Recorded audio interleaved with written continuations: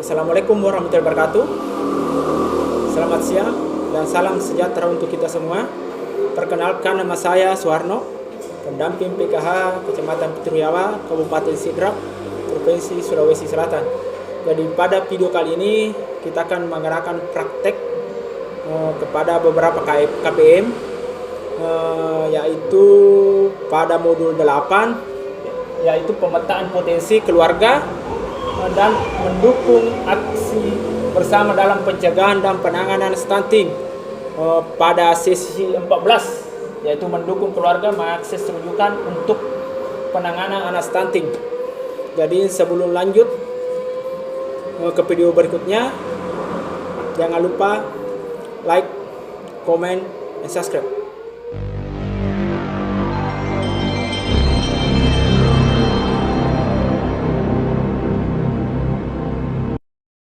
Perhatian, sebelum lanjut nonton video ini, jangan lupa like, follow, dan subscribe, karena ini sangat berarti bagi kami untuk menambah semangat membuat konten yang lebih bermanfaat.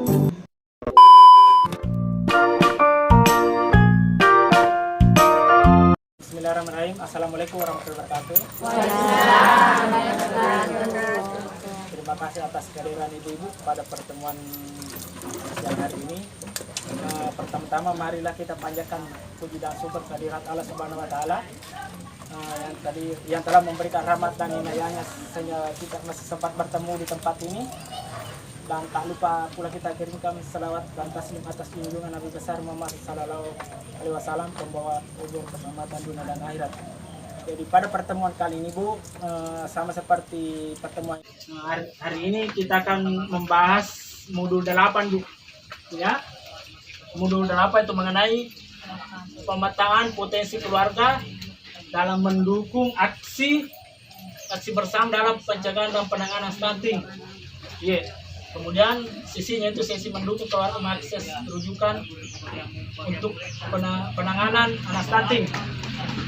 Jadi pertama-tama Bu, sudah ada yang tahu apa itu stunting? Atau pernah dengar? Belum Bu ya? Jadi stunting di sini Bu, yaitu kondisi gagal tumbuh pada anak usia di bawah 5 tahun akibat kekurangan gizi dan infeksi berulang, terutama pada periode 1000 hari pertama. Istilahnya ini ketua anak mana Bu? Tinggi badannya tidak sesuai dengan anak umur seumurannya dia pada anak-anak seumuran membicu itu namanya stunting. Kemudian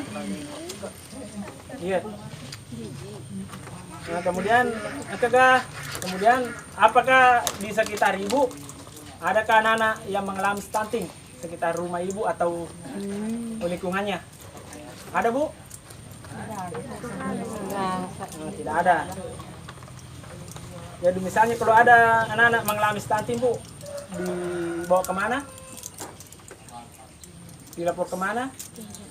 Jadi yang pertama itu Bu, untuk misalnya ada anak stunting di sekitar lingkungan ibu atau rumah ibu atau keluarga ibu, itu bisa diarahkan ke puskesmas Bu ya, Pusyandu, Puskesos, Dinas Sosial. Kemudian ada namanya kontak telepon pelayanan sosial atau TEPSA. Kemudian balai loka rehabilitasi sosial anak yang memerlukan perlindungan Bu.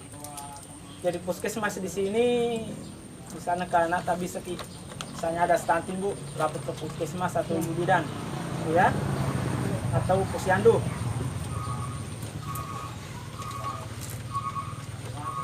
Jadi faktor yang mencegah stunting itu Bu, ada beberapa, yaitu pemenuhan gizi pada keluarga, terutama untuk ibu hamil dan anak-anak.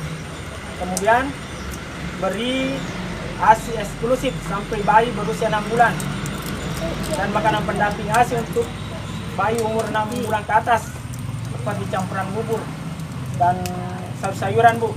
Kemudian memberikan stimulasi mulai ibu hamil sampai umur 1000 hari pertama Bu, yaitu contohnya kalau misalnya ibu hamil itu dielus-elus perutnya Bu ya.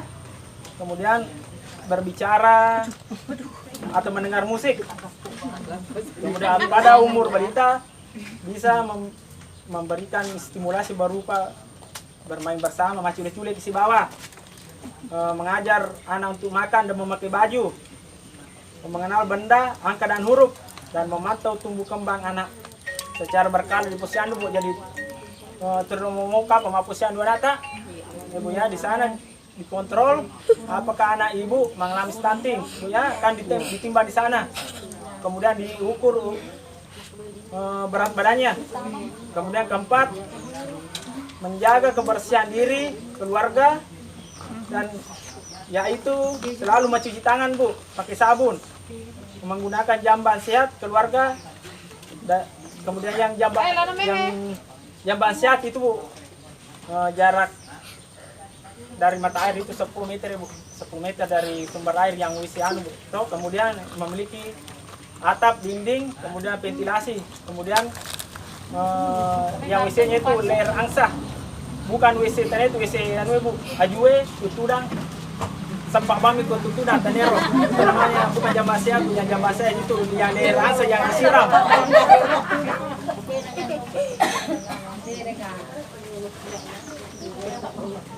Kemudian sumber daya manusia yang dapat dimanfaatkan KPM untuk mencegah stunting, yaitu semisal pendamping PKH, Bu ya, pekerja sosial profesional, relawan sosial, penyuluh sosial, dan penyuluh masyarakat. Jadi, Bu ya, ini raja pelayanan rujukan yang dapat diakses oleh KPM untuk penanganan stunting. Misalnya ada di lingkungan tak, misalnya anak-anak seperti tadi yang Ibu bisa menghubungi Puskesmas, Bu ya. Puskesmas itu merupakan inovator dalam upaya mengurangi kasus stunting, sekaligus penggerak terlaksananya STBM. Kemudian posyandu itu peran posyandu dalam penanggulangan stunting sangat penting, Bu, khususnya dalam pencegahan stunting pada masa balita, karena kita sering ke sana tiap bulan, timbang berat badan, kemudian makan kita di sana, ya.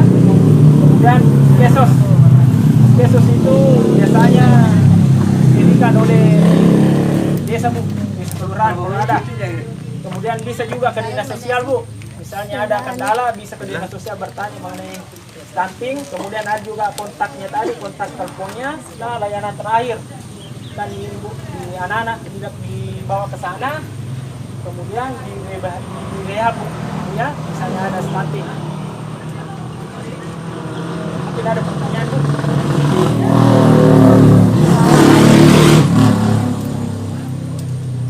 Jadi apa tadi stunting, Bu?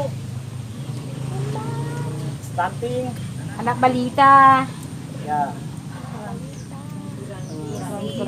kurang gizi, betul. Apalagi dewak, denawak, ya, denawak ke, apalagi jadi stunting itu, Bu, Pak bahasa Indonesia. anak yang ukuran tubuhnya tidak sesuai dengan anak seumurannya. Dia pada anak seumuran sama bicu reke, ya, ada gizi, ya. Jadi inilah rujukannya. Kemudian inilah SDM yang bisa dihubungi, Ibu Bidan juga bisa.